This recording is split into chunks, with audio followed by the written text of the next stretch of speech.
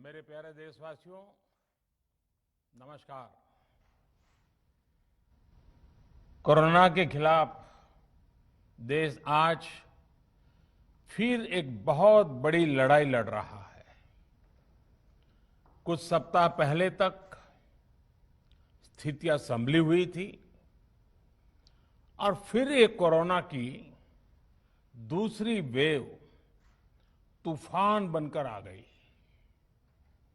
जो पीड़ा आपने सही है, जो पीड़ा आप सह रहे हैं, उसका मुझे पूरा एहसास है।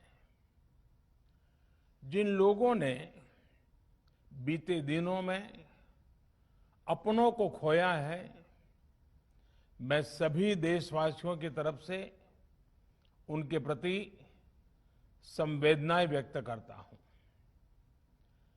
परिवार के एक सदस्य के रूप में मैं आपके दुख में शामिल हूं। चुनौती बड़ी है, लेकिन हमें मिलकर अपने संकल्प, अपने हौसले और तैयारी के साथ इसको पार करना है। साथियों, अपनी बात को विस्तार देने से पहले मैं देश के सभी डॉक्टरों, मेडिकल स्टाफ, पैरामेडिकल स्टाफ, हमारे सभी सफाई कर्मचारी भाई बहन, हमारे एम्बुलेंस के ड्राइवर्स, हमारे सुरक्षा बल, पुलिसकर्मी, सभी की सराहना करूंगा। आपने कोरोना की पहली वेव में भी अपना जीवन दांव पर लगाकर लोगों को बचाया था।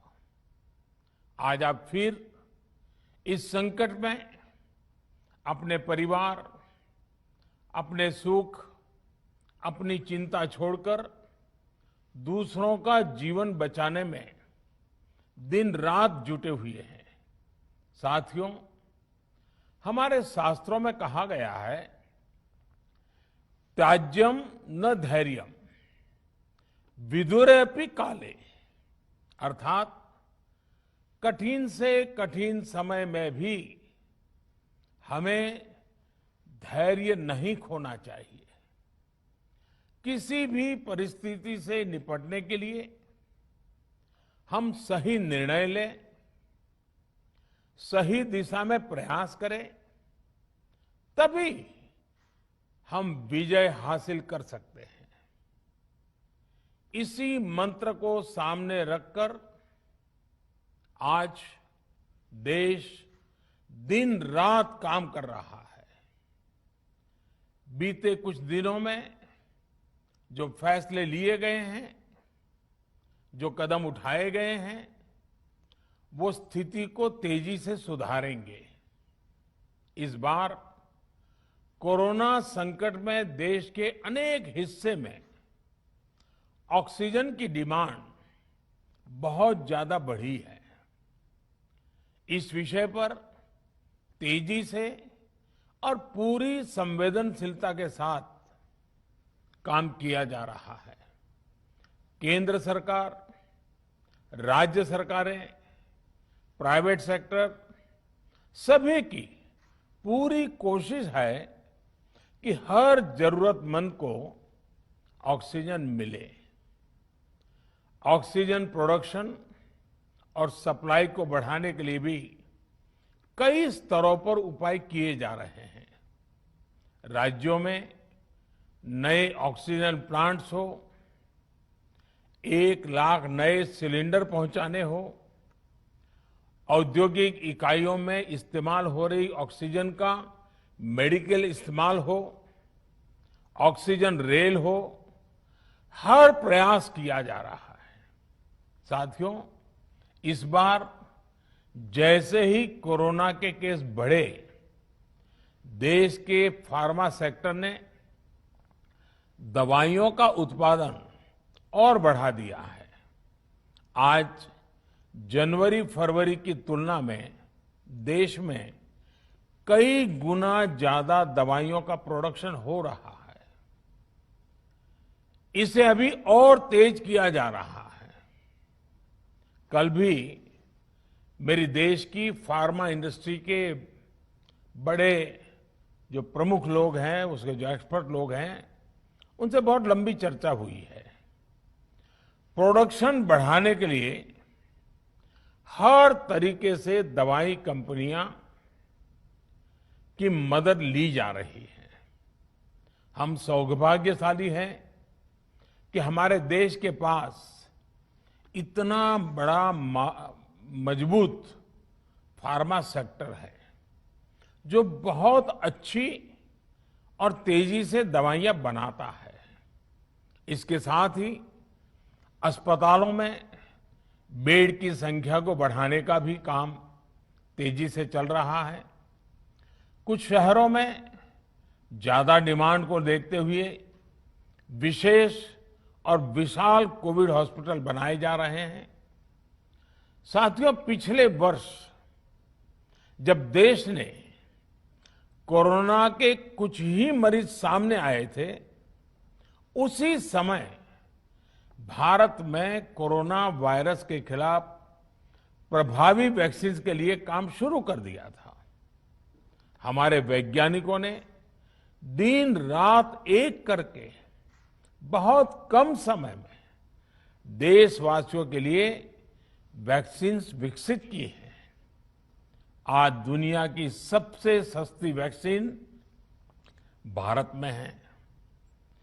भारत की कोल्ड चेन व्यवस्था के अनुकूल वैक्सीन हमारे पास है। इस प्रयास में हमारे प्राइवेट सेक्टर ने इनोवेशन और एंटरप्राइज की भावना का बेहतरीन प्रदर्शन किया है। वैक्सीन की अप्रूवल्स और रेगुलेटरी प्रोसेसेस को फास्ट ट्रैक पर रखने के साथ ही सभी साइंटिफिक और रेगुलेटरी मदद को बढ़ाया गया है। यह एक टीम एफर्ट है जिसके कारण हमारा Bharat 2 made in India vaccine के साथ दुनिया का सबसे बड़ा टीकाकरण अभियान शुरू कर पाया। टीकाकरण के पहले चरण से ही गति के साथ ही इस बात पर जोर दिया गया कि ज्यादा से ज्यादा क्षेत्रों तक, जरूरतमंद लोगों तक वैक्सीन पहुंचे। दुनिया में सबसे तेजी से भारत में पहले 10 करोड़, फिर 11 करोड़ और अब 12 करोड़ वैक्सीन डोज दिए गए हैं। आज कोरोना से इस लड़ाई में हमें हौसला मिलता है कि हमारे health care workers, frontline corona warriors और सीनियर सिटीजन्स के एक बड़े हिस्से को वैक्सीन का लाभ मिल चुका है। साथियों, कल ही वैक्सीन को लेकर हुए एक और अहम फैसला भी हमने किया है। 1 मई के बाद से 18 वर्ष के ऊपर के किसी भी व्यक्ति को वैक्सीनेट किया जा सकेगा। अब भारत में जो वैक्सीन बनेगी उसका आधा हिस्सा सीधे राज्यों और अस्पतालों को भी मिलेगा। इस बीच गरीबों, बुजुर्गों, निम्न मध्यम वर्ग के लोग, 45 वर्ष की आयु के ऊपर के व्यक्तियों के लिए केंद्र सरकार का जो वैक्सीन कार्यक्रम चल रहा है वो भी उतनी ही तेजी से जारी रहेगा। पहले की तरह ही सरकारी अस्पतालों में मुफ्त वैक्सीन मिलती रहेगी, जिसका फायदा, जैसा मैंने कहा, हमारे गरीब परिवार हो, हमारे मध्यम वर्ग, निम्न मध्यम वर्ग के परिवार हो, वो उनका लाभ उठा सकेंगे। साथियों, हम सभी का प्रयास जीवन बचाने के लिए है, और जीवन बचाने के लिए तो है ही, प्रयास से भी ये है कि आर्थिक गतिविधियां और आजीविका कम से कम प्रभावित हो। प्रयास का तरीका यही रखा जाए। वैक्सीनेशन को 18 वर्ष की आयु के ऊपर के लोगों के लिए ओपन करने से शहरों में जो हमारे वर्कफोर्स है उसे तेजी से वैक्सीन उपलब्ध होगी। राज्यों और केंद्र सरकार के प्रयासों से श्रमिकों को भी तेजी से वैक्सीन मिले लगेगी। मेरा राज्य प्रशासन से आग्रह है कि वो श्रमिकों का भरोसा जगाए रखे। उनसे आग्रह करें कि वो जहां है वहीं रहे। राज्यों द्वारा दिया गया ये भरोसा उनकी बहुत मदद करेगा कि वो जिस शहर में हैं वहीं पर अगले कुछ दिनों में वैक्सीन भी लगेगी और उनका काम भी बंद नहीं होगा। साथियों, पिछली बार जो परिस्थितियां थी वो अभी से काफी भिन्न थी। तब हमारे पास इस वैश्विक महामारी से लड़ने के लिए कोरोना स्पेसिफिक मेडिकल इंफ्रास्ट्रक्चर नहीं था। आप याद करिए देश की क्या स्थिति थी। कोरोना टेस्टिंग के लिए पर्याप्त लैब नहीं, पीपीई का कोई प्रोडक्शन नहीं, हमारे पास इस बीमारी के ट्रीटमेंट के लिए कोई खास जानकारी भी नहीं। लेकिन बहुत ही कम समय में हमने इन चीजों में सुधार किया। आज हमारे डॉक्टरों ने कोरोना के इलाज की बहुत ही अच्छी एक्सपर्टीज हासिल कर ली है। वो ज्यादा से ज्यादा जीवन बचा रहे हैं। आज हमारे पास बड़ी मात्रा में पीपीई किट्स हैं, लैब्स का बड़ा नेटवर्क है और हम लोग टेस्टिंग की सुविधा को निरंतर बढ़ा रहे हैं।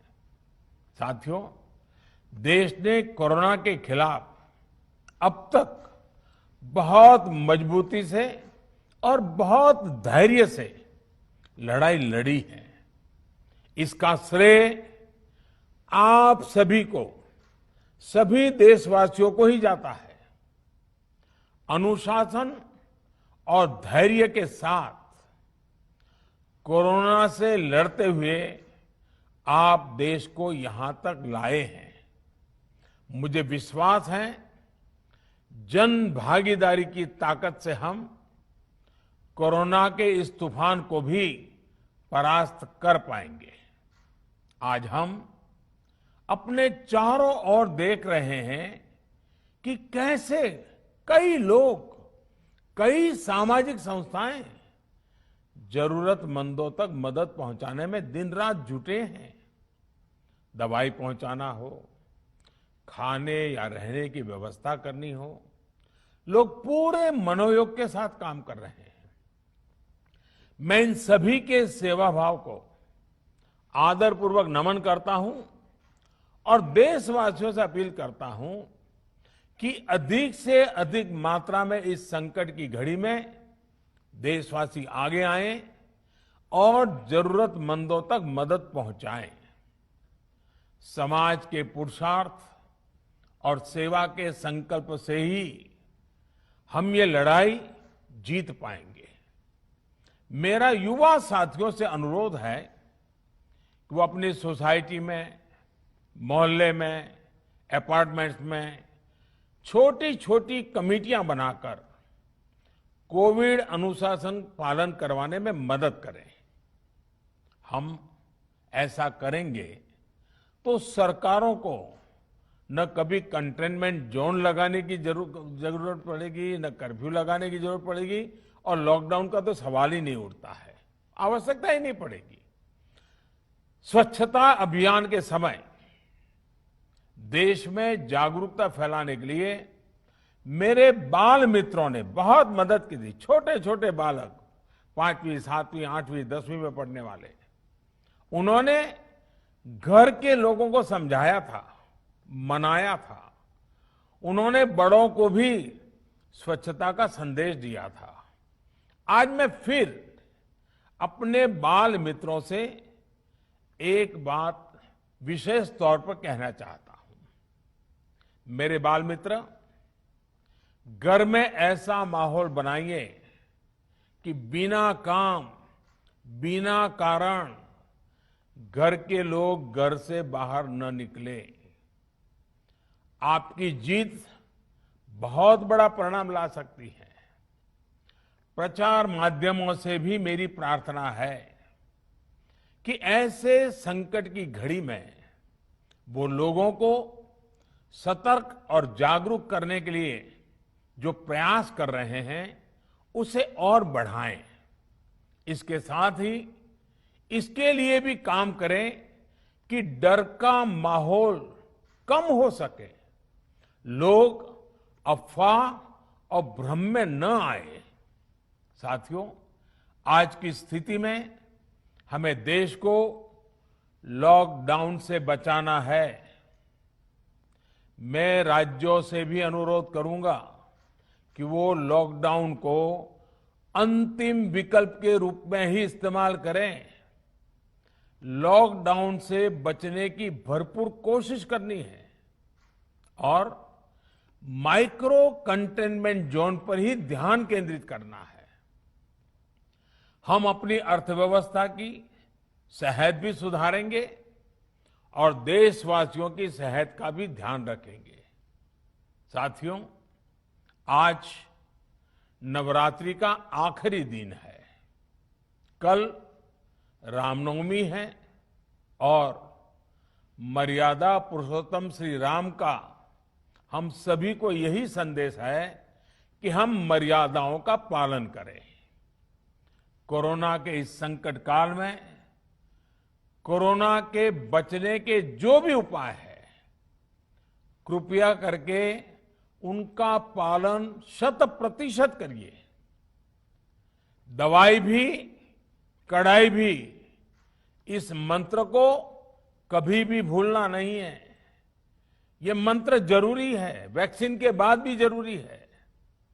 रमजान के पवित्र महीने का भी आज 7वां दिन है।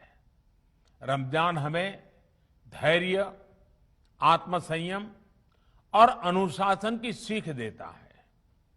कोरोना के खिलाफ जंग जीतने के लिए अनुशासन भी, उसकी भी उतनी ही जरूरत है। जब जरूरी हो तभी बाहर निकले। कोविड अनुशासन का पूरा पालन करें। मेरा आप सभी से यही आग्रह है। मैं आपको फिर ये भरोसा देता हूं, आपके इस साहस, धैर्य और अनुशासन के साथ जुड़कर आज जो परिस्थितियां हैं उन्हें बदलने में देश कोई कोर कसर नहीं छोड़ेगा।